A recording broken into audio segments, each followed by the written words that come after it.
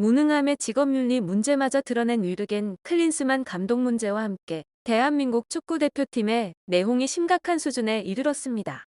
주장 손흥민 등 핵심 선수들이 이강인과 벌어진 충돌로 인해 대표팀 보이콧을 할 생각인 것으로 알려졌습니다.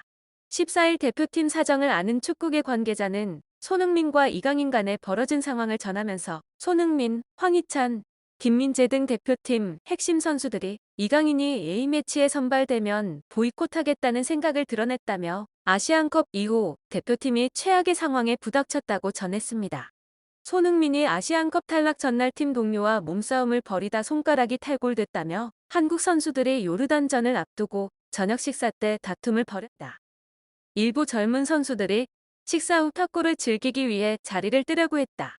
하지만 손흥민은 팀 결속의 기회로 삼아야 할 식사 자리를 일찍 떠나는 선수들에게 불만을 드러냈다고 손가락을 다치게 된 상황을 보도했습니다. 결승 진출을 향한 중요한 시점에서 팀이 완전히 망가졌습니다. 원팀이 되어도 부족한 상황에서 핵심 멤버들의 충돌로 팀 케미스트리가 무너진 채 경기에 나선 것입니다. 유효 슈팅 하나 못하고 졸전 끝에 요르단에 0-2로 패하며 결승에 오르지 못한 이유가 여기에 있었습니다. 본지에 알린 관계자는 구체적으로 상황을 설명했습니다.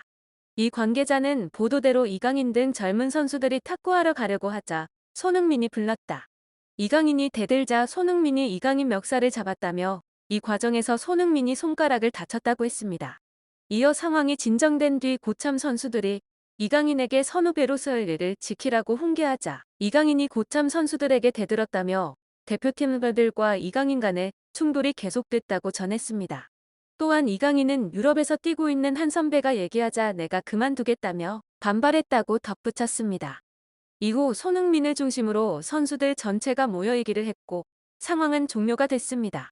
하지만 무너질 대로 무너진 대표팀이 하룻밤 사이에 정상적으로 돌아올 가능성은 없었고 결국 요르단전은 패했습니다.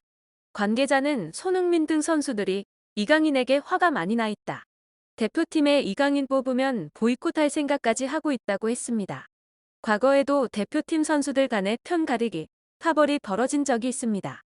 대부분 국내파, 해외파 간에 보이지 않은 선 긋기로 감독의 해외파 선호가 빚어낸 문제였습니다. 그러나 이처럼 경기를 앞두고 선수 간의 충돌은 흔치 않은 일입니다. 이제 공은 축구협회에 넘어갔습니다.